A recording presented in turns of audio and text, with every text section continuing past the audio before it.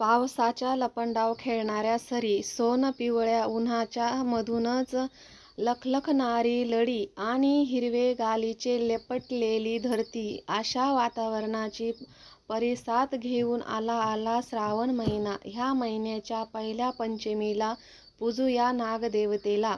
तर मैत्रिणींनो, आज आहे नागपंचमी. तर तुम्हा सर्वांना नागपंचमीच्या खूप खूप अशा शुभेच्छा. तर मैत्रिणींनो, हा नागपंचमी सण आहे ना, हा कशा पद्धतीने आमच्याकडे साजरा केला जातो. तर गुरांसाठी, म्हणजे आम्ही शेतकरी माणसं आहे, तर गुरांसाठी ना चारा वगैरे आम्ही आगल्या दिवशीच आणून ठेवतो. आणि नागपंचमीच्या दिवशी कापायचं नाही राहत ना, त्यामुळं आणि घरामध्ये पण आहे ना भरपूर तयारी अशी आगल्या दिवशीच करून ठेवतो. काही टमॅटो, मिरची वगैरे चिरायची असली, कोथिंबीर, हे सर्व आगल्या दिवशीच चिरून ठेवतो. आणि चटणी वगैरे सर्व आगल्या दिवशी करून ठेवतो, म्हणजे नागपंचमीच्या दिवशी सुरीचा विळ्याचा वापर केला जात नाही ना, म्हणून. तर आता आहे ना उंबरठा पण करून घेतलं मी. आज नागपंचमीचा सण आणि श्रावण महिन्यामधला पहिला सण हा पंचमीचा सण असतो. तर या सणाला पण आहे ना मी उंबरठा पण करून घेतलं. आणि आज पण आहे ना महादेवाची पिंडचीच रांगोळी काढणार आहे. तर मला खूप आवडते ही रांगोळी, त्याच्यामुळे मग मी हीच रांगोळी काढते. आणि उंबरठा पण करून घेतलं, त्यावरती रांगोळी पण काढून घेतली. आता उंबरठ्याची पूजा करून घेते.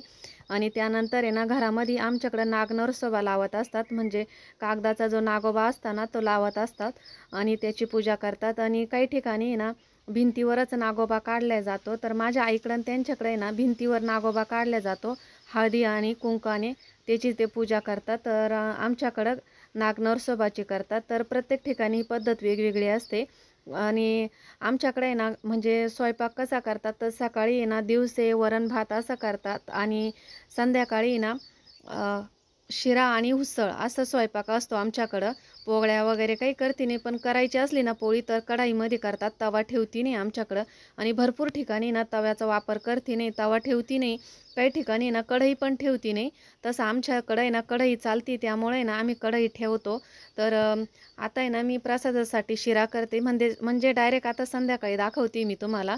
तर आहे ना आम्ही ना कढई ठेवतो ना, त्यामुळं मग मी शिरा करते कढईमध्ये. तर काही ठिकाणी ना कढई पण ठेवत नाही, पातेल्यामध्येच करतात भाजी किंवा शिरा वगैरे करत, म्हणजे प्रत्येक ठिकाणची पद्धत ही वेगवेगळी असते. आणि आमच्या आई, म्हणजे माझ्या आईकडं आहे ना, तर पुरणाचा स्वयंपाक करतात. तर आमच्याकडं पुरण वगैरे घालती नाही पंचमीला, फक्त संध्याकाळी शिरा आणि उसळ करता आणि सकाळी ना वरण भात आणि दिवशे करतात. तर मागच्या व्हिडिओमध्ये मी तुम्हाला दिवशे कसे करतात हे दाखवलं आहे, त्यामुळं आता मी काही दाखवलं नाही आम्ही दिवशे कसं करतात ते. पण आता नागोबाला जायचं आहे ना, 5 वाजले, तर नागोबाला जायचं आहे, त्यासाठी ना मग मी आता उसळची भाजी करून घेतली अगोदर. त्यानंतर आहे ना आता शिरा करून घेते, प्रसाद पण म्हणजे नैवेद्य पण होईल नागोबाला. आणि त्यानंतर आहे ना माझी तयारी करून घेईल मी. तर आज आहे ना मी नवीन साडी घालणार आहे संध्याकाळी नागोबाला जाताना. आमच्याकडं कसं आहे, सर्व एकत्र येते नाही नागोबाला जाण्यासाठी, ज्याच त्याच्या पद्धतीने जातं. काही ठिकाणी ना कसं सर्व बायका एकत्र जातात. आणि पूर्वी कसे झोके खेळायचे, झोक्यावरून भांडणं व्हायचे की माझा झोका उंच जातो का तुझा जातो, अशा पद्धतीने खूप मज्जा असायची पहिले. पण आता तसं काही राहिलं नाही, ज्याच त्याच्या पद्धतीनं. तर लोकांना आता जास्त युगो आलाय, त्यामुळे ना एकत्र येते नाही मुळात म्हणजे. तर पहिले कसे सर्व एकत्र यायचे, झोका खेळायचे, गाणे म्हणायचे आणि नागोबाजवळ खेळ पण खेळायचे. तर आता तसं काही राहिलं नाही, तर ज्याच ते नागोबाला जातं. तर असो, चला, त्याच्याशी आपल्याला काही कर्तव्य नाही, ज्याच त्याची इच्छा. तर आता प्रसाद पण झालाय, 2 मिनटं झाकण ठेवून घेते मी. आणि त्यानंतर आहे ना झाकण काढून आणि थोडे तुळशीचे पानं वगैरे त्याच्यावर ठेवून देते आणि थोडंसं हलवून घेते, म्हणजे आहे ना खालवर होऊन जाईल. आणि रवा जर चांगला भाजून घेतला ना खूप छान असं फुगतो. तर बघा मी 1 वाटीच रवा टाकला होता, त्यामध्ये ना भरपूर असा रवा फुगला आहे आणि अर्धी कढई शिरा झाला आहे. तर असं, चला, आता आहे ना माझी तयारी करून घेते. तर बघा माझी तयारी झाली, लाईट पण नेमकी गेली आहे. ताट पण केलं आहे मी, फुटाणे लाह्या घेतल्या आहे, दूध घेतलं आहे नागोबाला. आणि आता नागोबाला चालली मी. नागोबा आहे ना आमच्या मळ्यामध्येच आहेत, तर तिथं विहिरी जवळ आहे. तर माझ्याबरोबर विराज चालला आहे, आम्ही दोघं चाललो आहे नागोबाला.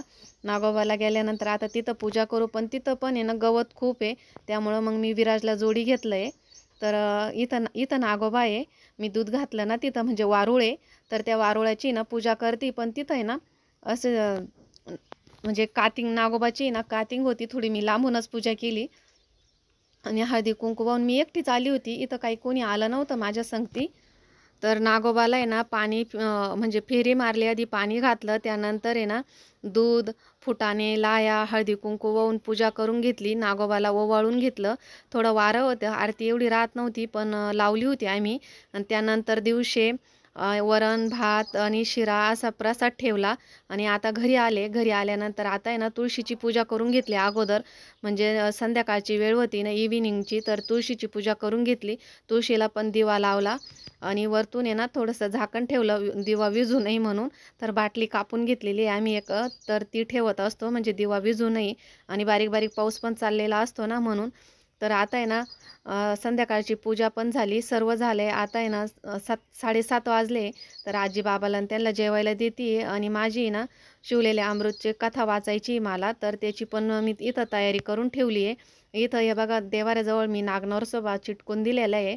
आणि त्याला आहे ना आघाडा आणि हरळ याची ना माळ घालतात सकाळी. आणि हा नागनरसोबा आहे ना पोळ्यापर्यंत असंच ठेवता. आणि पोळ्याच्या दिवशी ना सकाळी काढून घ्यायचा लवकर, पुरुषांनी त्याचं तोंड बघायचं नाही असं असतं, आमची आजी सांगतात म्हणून मी पण सांगते तुम्हाला. तर इथं आहे ना ताट केलं आहे मी नागनरसोबाला बी. इथं मी कढईमध्ये पोळ्या बनवल्या होत्या आज, तर पोळी पण ठेवली आहे आणि कानुले पण आहे, वरण भात, उसळ आणि शिरा असा प्रसाद मी इथं ताट बनवून ठेवलं आहे देवाला. आणि आता आहे ना माझ्या शिवलेल्या अमृतची कथा वाचून घेते मी. मी पारायण लावलेलं आहे ना, तर त्याची कथा वाचायची आहे. तिकडं आजी बाबाला पण जेवायला दिलं आहे आणि इकडं कथा पण वाचून घेते माझी. आणि संध्याकाळची दिवापत्ती पण करून घेतली. तर मी तुम्हाला पुढं दाखवते. दिव्यामध्ये इतकं छान असं फूल तयार झालं होतं. पूजा करत होती ना, पोथी वाचत होती ना, त्या टायमापर्यंत आहे ना, जेव्हा मी पोथी वाचत होती ना तवर ते फूल होतं. मी पाडलं ते, पण तरी पण आहे ना ते दुसऱ्यांदा फूल आलं त्याच्यामध्ये. तर असं 2 वेळेस आलं. त्यानंतर मग आरती वगैरे झाली माझी आणि मग मी जेवायला घेतलं. तर अशा पद्धतीने ना आमच्याकडं नागनरसोबाची म्हणजे नागपंचमीची पूजा केली जाते. आणि तुम्हाला आहे ना थोडक्यात सांगते, नागोबा म्हणजे नागोबाला आहे ना देवता का मानले जाते. तर नाग हे ना भगवान शिव आणि विष्णू ह्या देवतांना अत्यंत प्रिय आहे ना, त्यामुळं त्यांना आहे ना म्हणजे देवतेचे स्वरूप प्राप्त झालेले आहे. भगवान शंकराच्या गळ्यामध्ये ना वासुकी हा नाग असतो, तर भगवान विष्णू शेष नागावरती विसाव्यात असतात, त्यामुळं सर्पांना दिव्य स्थान प्राप्त झालेलं आहे. तर आहे ना नागपंचमी हा सण आहे ना श्रावण महिन्यातील शुक्ल पक्षाच्या पंचमी ह्या तिथीला येत असतो, म्हणून आपण नागपंचमी हा सण साजरा करत असतो. आणि हिंदू धर्मामध्ये ना सर्प हे नाग देवतेचे स्वरूपात पूजले जातात, म्हणून आपण नागपंचमी हा सण साजरा करतो. तर अशी काही नागपंचमीची सणाची कथा आहे. तर हे बघा असं नैवेद्य मी ठेवलं आहे, देवाला अर्पण केलेलं आहे. तर इथं माझी दोन्ही ठिकाणची पूजा झाली आणि नैवेद्य पण दाखवला आहे मी कशा पद्धतीनं. तर इथं नागनरसोबा म्हणजे जीवितवाची पूजा केली जाते. आणि हा आहे ना आता नागनरसोबा आम्हाला पोळ्यापर्यंत असंच ठेवायचा आहे.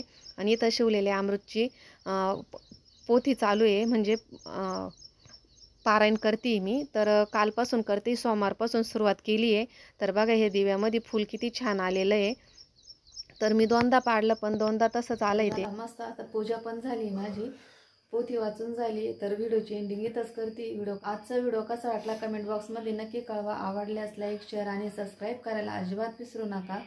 माझा व्हिडिओ पाहिल्याबद्दल तुमचे खूप खूप असे मनापासून धन्यवाद. भेटू पुढच्या व्हिडिओमध्ये, तोपर्यंत बाय.